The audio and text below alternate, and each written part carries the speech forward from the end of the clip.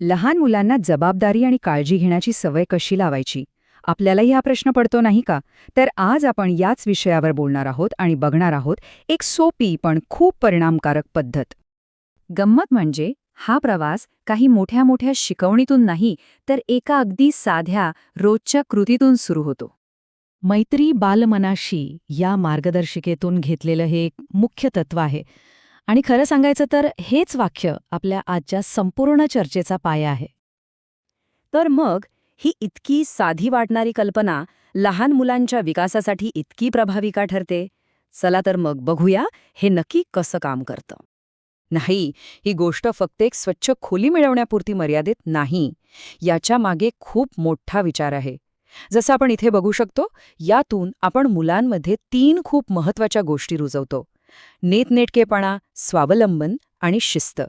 आणि याच सवयी त्यांच्या भविष्याचा पाया मजबूत करतात.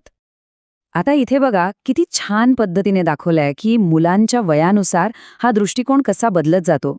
सुरुवातीला म्हणजे 3-4 वर्षांची मुलं ती फक्त बघतात, निरीक्षण करतात. मग थोडी मोठी झाल्यावर ती स्वतः कृती करायला लागतात. आणि शेवटी ती त्या कृतीमागचा विचार करायला शिकतात. चला मग सुरुवात करूया पहिल्या टप्प्यापासून, म्हणजे 3 ते 4 वयोगटातील मुलांपासून, जी प्रामुख्याने फक्त अनुकरण करून शिकतात. इथे ताई म्हणजे त्यांच्या शिक्षिका काय करतात बघा.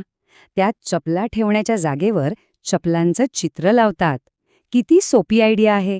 ह्यासारख्या व्हिज्युअल संकेतांमुळे मुलांना वस्तू आणि तिची जागा यांच्यातला संबंध जोडायला खूप मदत होते.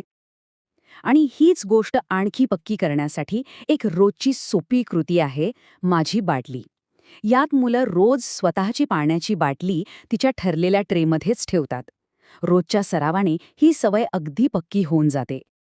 बरं, आता मुलं थोडी मोठी झाली आहेत, 4 ते 5 वर्षांची. आता काय बदल होतो? आता लक्ष फक्त बघण्यावरून म्हणजे निरीक्षणावरून थेट कृती करण्याकडे वळवलं जातं. चला तर आणा आणि ठेवा या मजेशीर खेळाबद्दल जाणून घेऊया.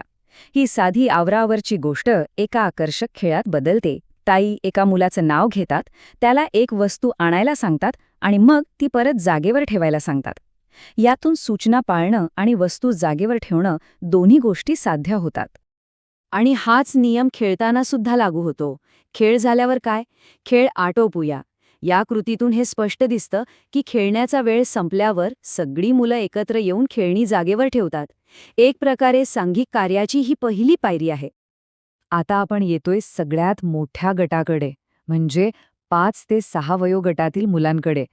इथे गोष्टी आणखी खोलवर जातात. आता प्रश्न फक्त वस्तू कुठे ठेवायची हा नाहीये, तर ती कशी आणि का सांभाळायची हा आहे. इथे ताई थेट उत्तर देत नाहीत, तर मुलांना विचार करायला लावतात. त्या विचारतात, जर आपण बाटलीचं झाकण उघडंच ठेवलं तर काय होईल?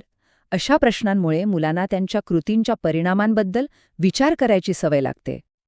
आणि मग बघा, हा फरक मुलांसमोर ठेवला जातो.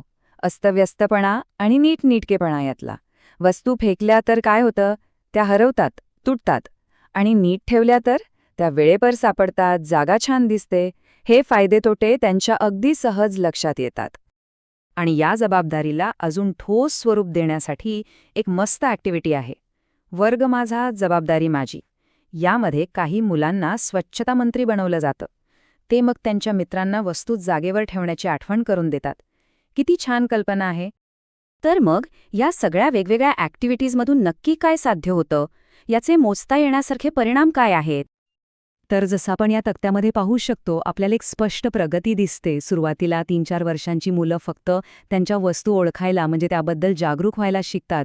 मग 4-5 वर्षांची झाल्यावर ती वस्तू योग्य जागी ठेवायला लागतात. आणि शेवटी 5-6 वर्षांची झाल्यावर ती त्या वस्तूंची चांगली देखभाल करायला, त्यांची काळजी घ्यायला शिकतात. म्हणजे शेवटी मुलांना फक्त वस्तूंची नाही, तर एका सामायिक जागेची काळजी घ्यायला शिकवणं हे त्यांना जबाबदारी आणि समाजाबद्दल एक खूप मोठा धडा शिकवतं. मग जरा विचार करा की वर्गातला सगळ्यात महत्त्वाचा धडा हा पुस्तकांमधला नाही, तर एकमेकांसोबत मिळून मिसळून राहण्याचा असेल तर